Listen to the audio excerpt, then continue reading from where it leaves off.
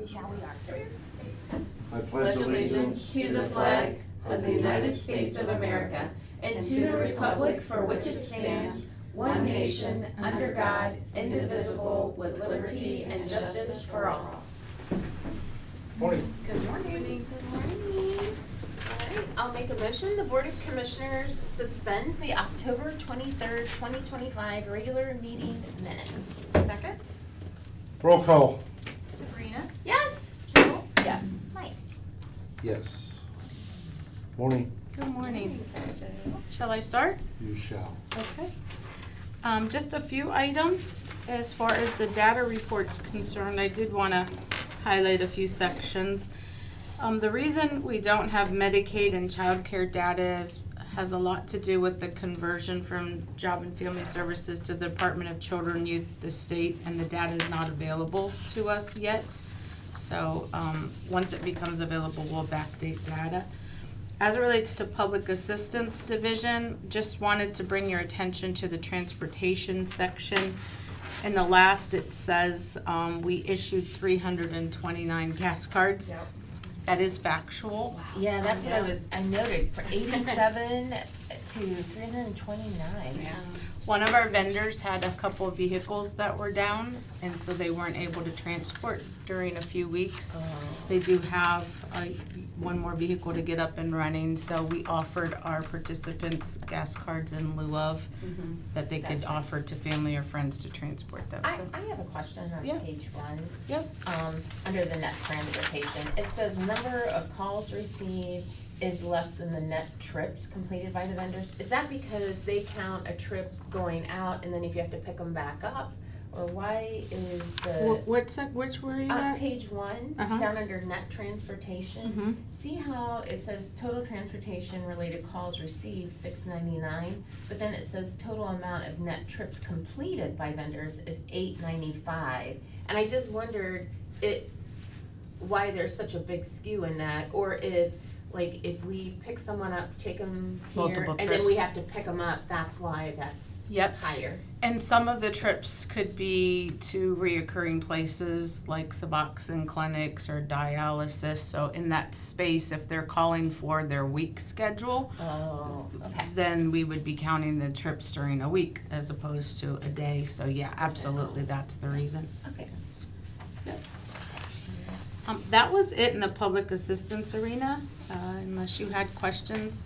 I'm moving on to Ohio Means Jobs, and I don't want to sound like a broken record, but as it relates to number of customers coming into our lobbies, we saw an increase, but we continue to try to support those that are on unemployment benefits. While Ohio Means Jobs does not represent the unemployment office, the fact that there's still not that physical location for our residents is troublesome. We did try to advocate through Craig Cernick, who's our Area 19 director, to see if state unemployment would do some hands-on training for us, because our purview is really limited. So I just wanted to continue to add that and put that in open session. I just wanted to comment on that, when it says total number of customers receiving unemployment assistance, that it had an uptick. I'm curious to see what September's unemployment rates are, because I only see August out, but I know in July it went from 5.4 for Portage County down to 5.0. Yeah. But then when I look at the uptick in the unemployment assistance, it makes me wonder if we're not gonna see an uptick in September as we see like massive stores and stuff closing Right. that are around here. I will be intentional on making sure I reference September unemployment number when it comes out for next Yeah. meeting and chat with our team to see what's going on there. The Connections program relates to child support obligors that are being referred over to Ohio Means Jobs for work and training support. And so those numbers are baseline, but I did want to pivot from that just to give you some perspective, and we're trying to verify the information. Passages nonprofit organization has been in this community for a long time, and they have been the entity that has applied for fatherhood initiative funds through Portage County, if you can recall Dr. Moore. Yeah. We learned third hand from one of our team members that they are no longer gonna have a presence in Portage County. So we're trying to verify that with Dr. Moore, who's the director. And the reason we're asking that question is there is a new grant available for Portage County. So I say all that to say, if he is not going to continue in his efforts, because it's time limited, would you support Job and Family applying for the grant for Fatherhood Initiative so we don't see the funds go away? We can look, talk about what that looks like as far as who receives the funds, but to just not apply for them we'd be remiss to not do that, if that makes sense. So I was wondering if you would support that, if he does verify that there's no one gonna do that in Portage. Do you know if there's any local match that's required on that? I don't believe it's a Yeah, local probably not. match, yeah. Okay. But I can definitely get more detail. I just wanted to verify with him what I heard third hand, and I didn't wanna jump on it without you all knowing as well. Well, it's interesting you say that because I have not seen them. I mean, normally they do like collaborative things. Mhm. I haven't seen them at any of the vendor fairs or anything in a long time. Yeah, So it made you wonder if they were still, I didn't even know if they were still here. yeah. Well, and I heard that they're not, that they're closing up shop, so. Would you be open to me applying? I could send you an email update on that if you would I like. think we'd be remiss if we didn't. Yes, that'd be lovely. I Especially agree. now. Let's tap into it, and then I'll bring you all the details with me. How about staffing to provide services for that program? Because I know your staff is down to like 176. Yeah, I think the child support division would be a great, because we've always collaborated with them. Mm-hmm. So I wouldn't want to entertain adding any staff to do it, but maybe using the existing staff that we have to create something in-house. Because we work with fathers and dads in different areas, and in our Child Protective Services division too, with reunification, we could do a nice collaborative, and then we have the workforce piece that already is there, so I think we could do something nice and not apply for the funds and draw it down. Yeah, I'm good with it. I'm good. Okay. Yeah, as well. Work experience, great in that space. We're serving 100 or 215 14 to 24-year-olds in the CCMEP program. I'm not sure if, commissioners, when we had the kids summit the other day with the panel of youth, I don't know if you caught one of the youth said how CCMEP had made a difference in her life, and so it felt really good to know our program is helping in that space. The PRC, Prevention, Retention, and Contingency Emergency Services, all of that data is incorrect. So I would ask that you don't pay attention to that, because we had a staff that transitioned from that position, and I need to update you at the next meeting for both August and September, so that's not incorrect. The Benefit Bridge Program, we continue to have it. It's continued to be funded. I reported at last meeting that the non-TANF funds have decreased for counties. So those are the individuals that don't have children. So I think a correlation could be to some of that. But we're still strong in Benefit Bridge. A beautiful story to share with you is we had a participant enter our program on April 1st. She's a single mom of 3 children, had some challenges. We helped her and supported her through working in dietary food service. She first started at 20 hours with a school system at $12 an hour. She's now at a nursing home, almost full-time, $15 an hour. She and her family have a car, and she's working towards self-sufficiency. She has a mild setback with a medical condition that requires a surgery, but very grateful to our program and seeing the growth and development. That was the story to share today. Child and Adult Protective Services, as of the end of September, 79 kiddos in custody. As of Monday, 81. We're in really great shape. As far as our elderly, our Adult Protective Service open cases, we do have some strategies to close some of those cases. We're not closing prematurely, but we don't have as many emergent needs with the elderly as we had, so you can expect to see that number decrease a little bit next month. And as it relates to supervised visits on the next page, 6 of 7, We have a contract with Access Family Services for our visitation center at the Place of Peace. And with the new initiatives with Judge Smith and the court and an increase in parenting time, Place of Peace has not been able to, historically, has not been able to accommodate all those visits. So that's when we leased the extra space at our Ohio Means Jobs office and centralized one of our staff people there to complete the overflow of visits. Access Family is able to accommodate visits now, and that staff person in-house has had to transition for some leave. So happy to report that all of our visits have now transitioned back to Access, and we're gonna look at how we are going to maintain that space, that extra space, or what are we gonna do to repurpose it? So I'll give you an update at the next meeting, but at this time, we're no longer supervising visits with families. All Access is doing all of those. So I just wanted to update you there. Child support numbers are steady. We manage over 7,000 child support cases, and we generate about $1.5 million a month in child support payments to families to help care for their children. And at the end of September, we had about 176 employees. We had 176 employees at JFS. Any questions on the data report? Nope, I don't. Good, thank you. Customer service survey feedback was from Q3, so July, August, and September. We had 82 respondents in that space.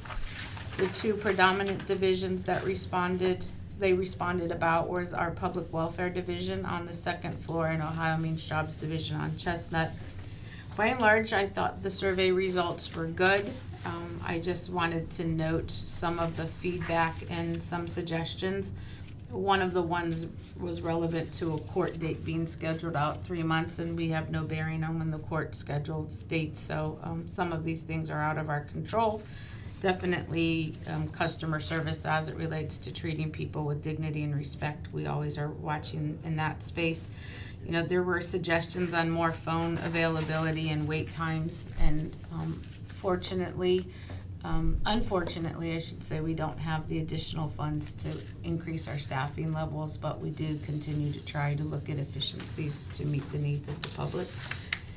And I don't know, unless you wanted to, they did talk about navigating the website, so we can always look at ways to enhance our website and that presence, so we can talk with Audrey about that. But other than that, I don't know if you had specific questions or comments or concerns about the results. I just wanted to say that, there was also a lot of several very complimentary comments in there as well. So, I think we tend to focus on maybe the ones we can work on, but there's also a lot of good going on. So I appreciate you and your staff working so hard. Thank you so much, I appreciate that. You all have signed off on the next flyers. I'm announcing this because this week we're gonna be putting boxes and trees in the lobby here and around the community for our annual Presents for Kids campaign. So we'll be holding the drive-through once again here at the admin building on Saturday, November 22nd, and then collecting gifts throughout the community. But what a beautiful campaign that is. And then government shutdown. I had proactively requested a meeting yesterday with our Emergency Food and Shelter Board members in hopes that over this past weekend we would come back and we would no longer be shut down, but that's not the reality. So we had a very, very well-attended meeting yesterday. It was a hybrid meeting at our Ohio Means Jobs office, and some community partners joined virtually.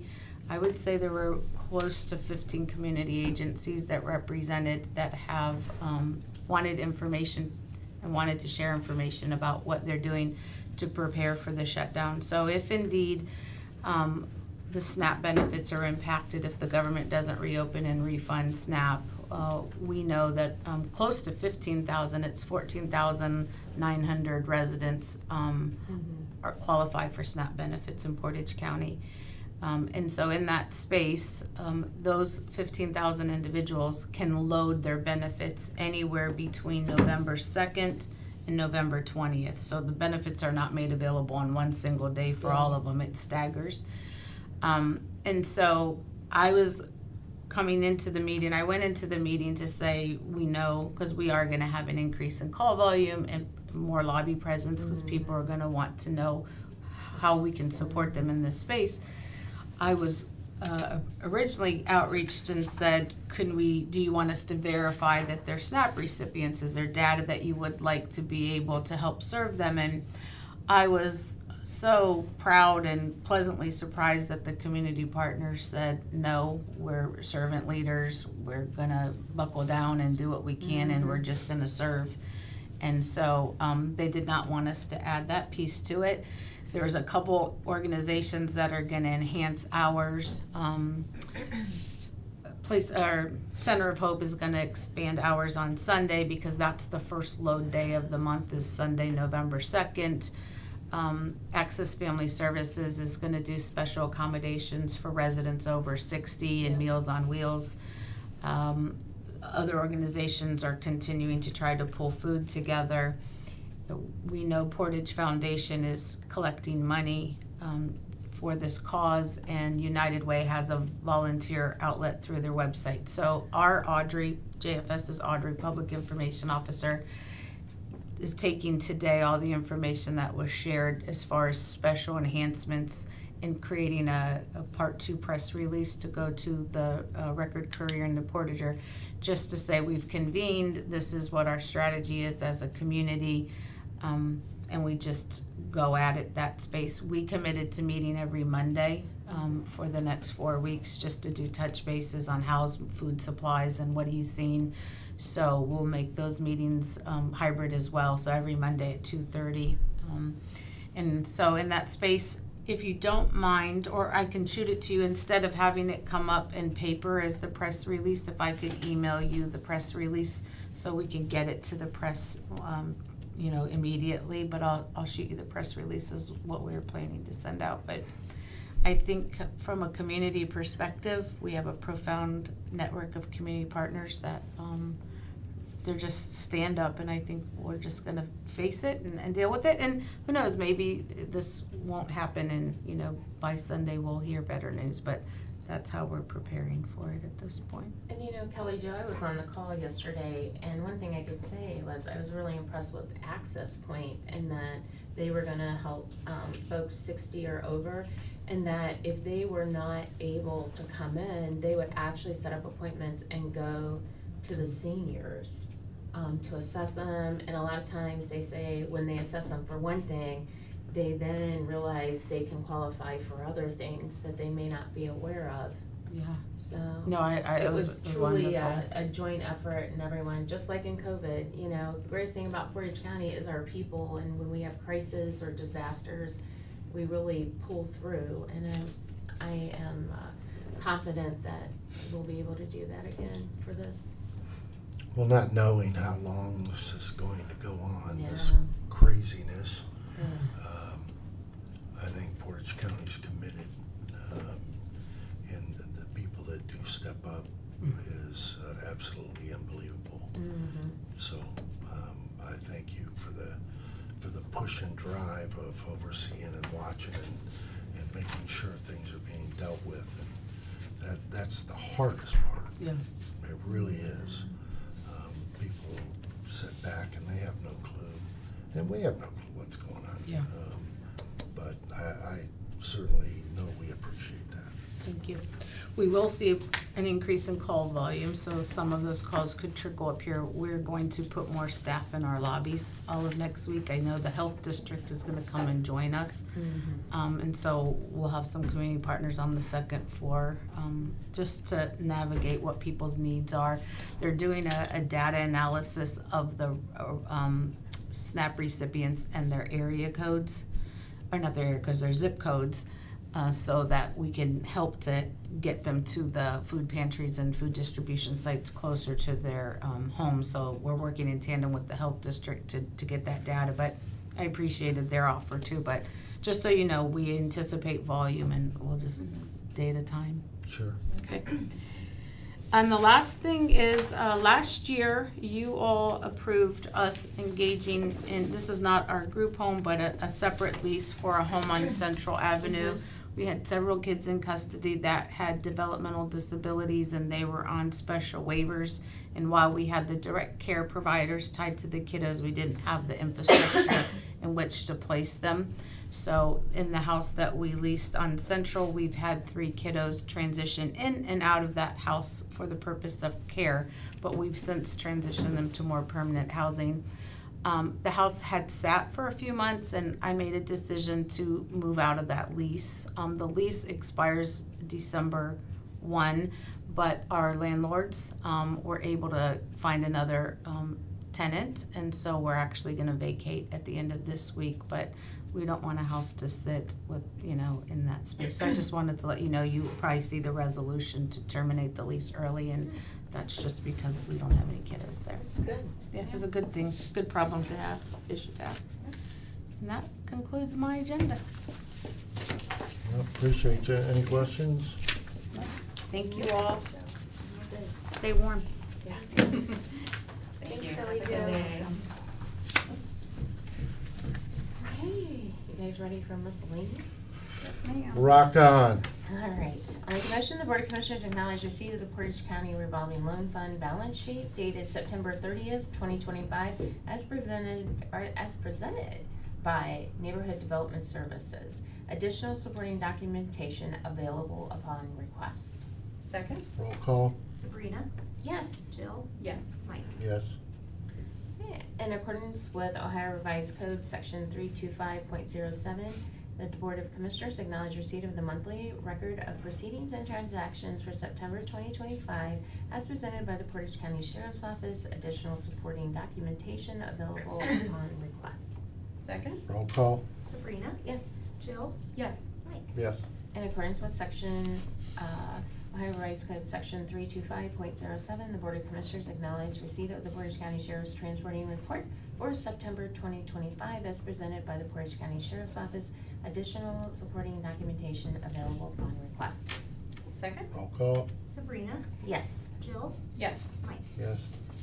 Okay, I'll make a motion, the Board of Commissioners acknowledges receipt of the October 20th, 2025 Certificate of County Auditor that the total appropriations from each fund do not exceed the amended official estimates of resources as presented by the Portage County Auditor's Office.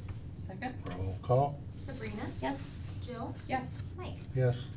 I'll make a motion, the Board of Commissioners acknowledge receipt of the kennel disposition report and intake report for October 13th, 2025 through October 19th, 2025 as presented by the Chief Dog Warden, Dave McIntyre. Second? Roll call. Sabrina, Yes. Jill, Yes. Mike. Yes. I'll make a motion to approve the resolution that the Board of Commissioners declares obsolete and disposes of Portage County personal property located at the Portage County Board of Developmental Disabilities.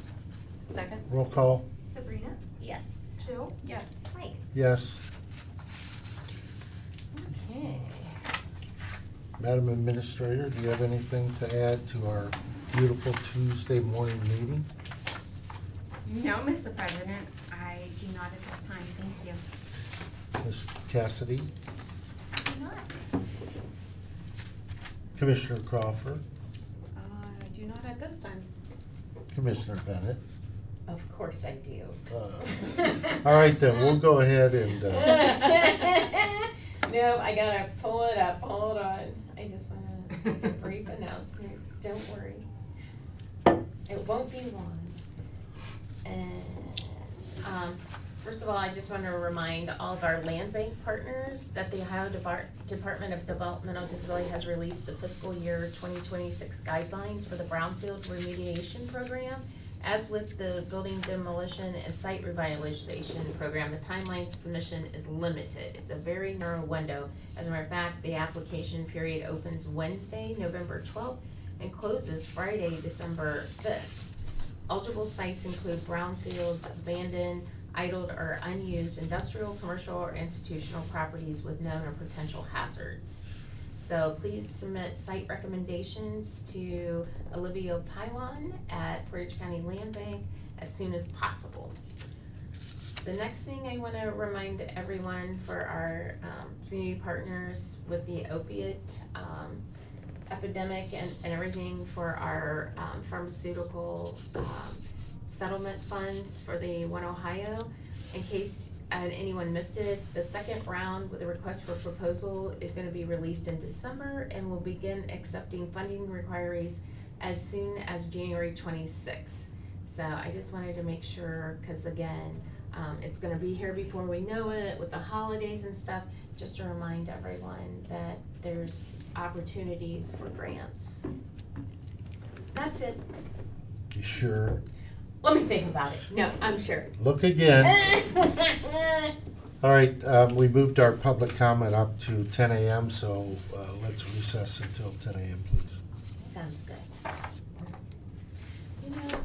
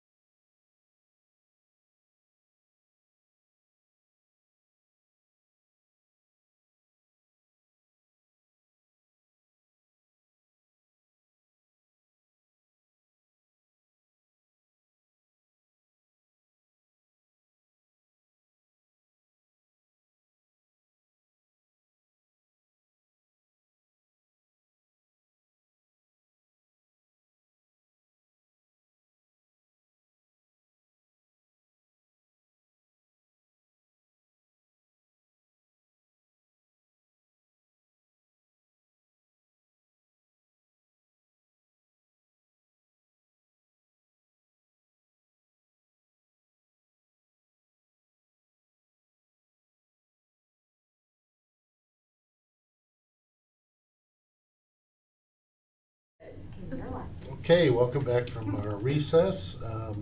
We did move our public comment up to 10. Is there any public comment No, today? sir, there's none. Okay, Commissioner Crawford.